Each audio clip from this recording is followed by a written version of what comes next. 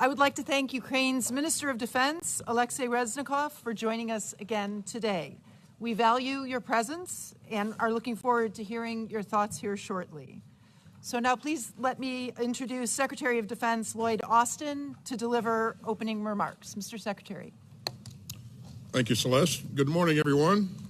It's great to see you all at our 9th meeting of the Ukraine Defense Contact Group. And before we get started, I want to express my deepest condolences for the tragic loss of life caused by the earthquakes that struck Turkey and Syria last week. The United States will continue to work urgently with our Turkish allies and others to rush assistance to those in need and in anguish after this terrible tragedy. Now, I'm proud to be here with representatives from across the globe.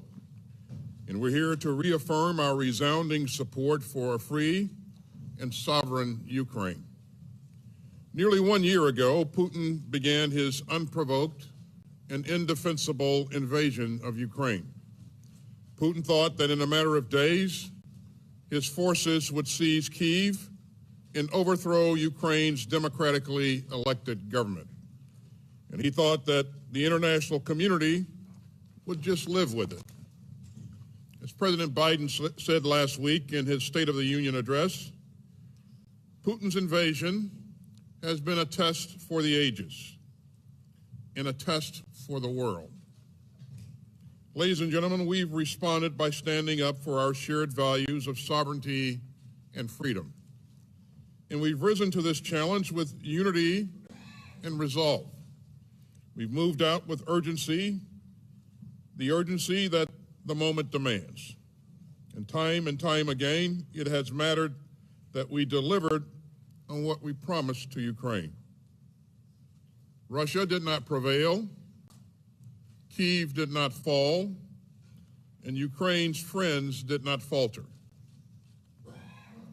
In the year since Putin's war of choice began, Ukrainian soldiers have won the battles of Kyiv, Kharkiv, and Kherson.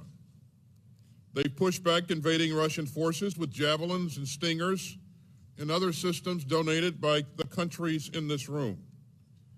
The world was inspired by the resilience of Ukraine's people and the courage of Ukraine's troops. Even in the face of setbacks, Ukraine has shown that it will prevail. And more countries have rushed to help Ukraine fight for its territory.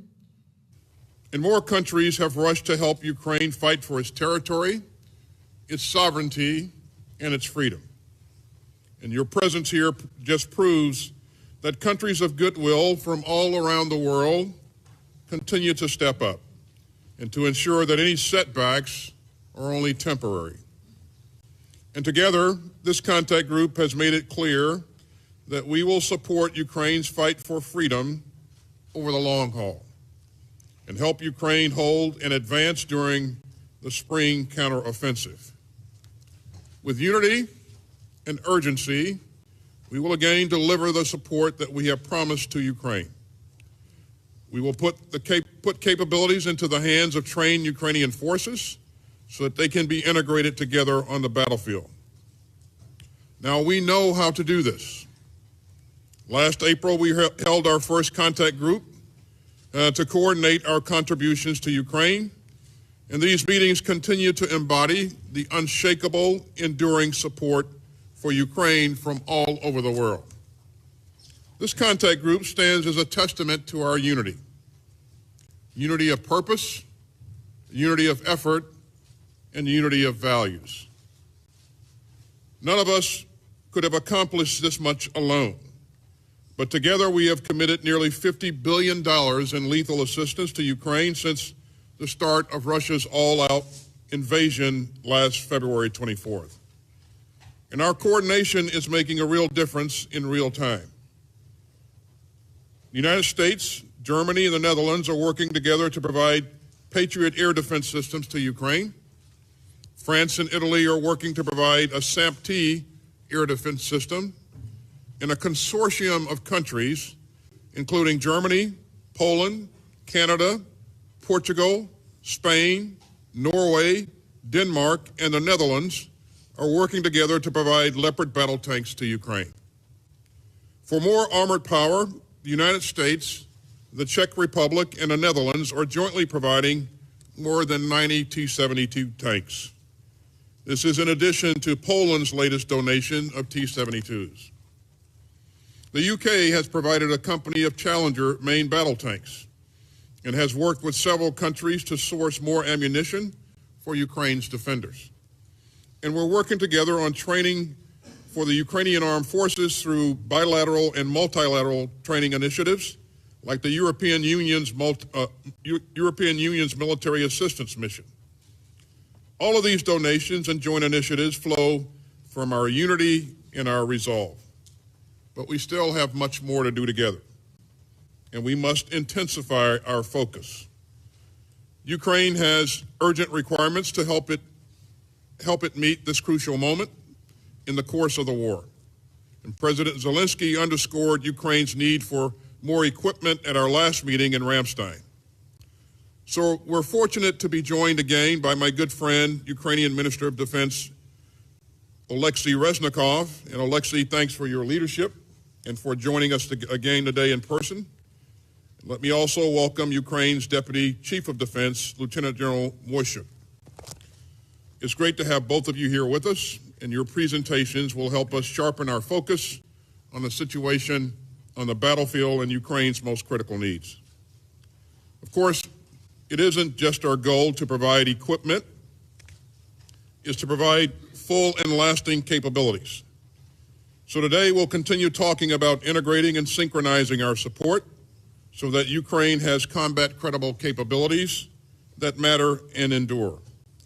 We'll also hear from our EUCOM commander, General Cavoli, on the integrated training that's being conducted across Europe. And we'll discuss industrial-based initiatives that will help sustain our support to Ukraine for the long term. We'll also talk about ongoing accountability for the historic levels of security assistance that we're providing to Ukraine. And Minister Reznikov, let me commend you for your team's cooperation on this.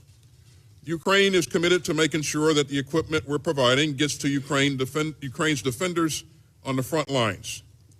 Now, today's meeting comes at a critical time. The Kremlin is still betting that it can wait us out.